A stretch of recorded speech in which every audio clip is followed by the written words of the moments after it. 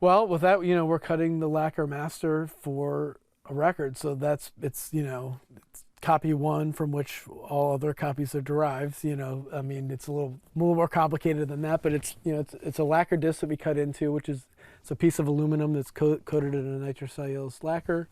There's a cutter on it, so we send the music to the cutter, and it makes it shake the same way, like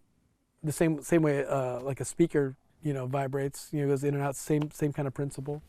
That cutter goes down into that lacquer, starts cutting, and when you send the music, it vibrates, goes up and down, side to side, cuts a groove, and then from there it goes off and gets turned.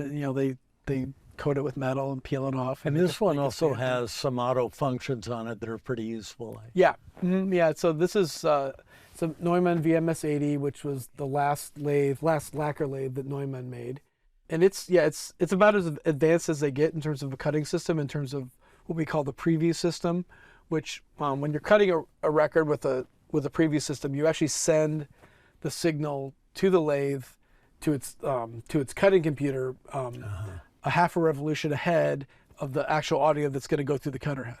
Okay. And then it basically can adjust the cut on the fly based on what it sees coming next.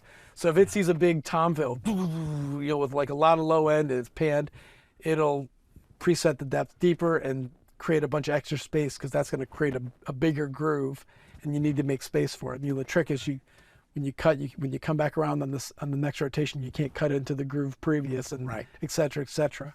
But at the same time, you want to keep the grooves close together so you can fit. Get more music yeah. on. Yes, there's a finite amount of space on a record. Yeah. You can't just go on forever.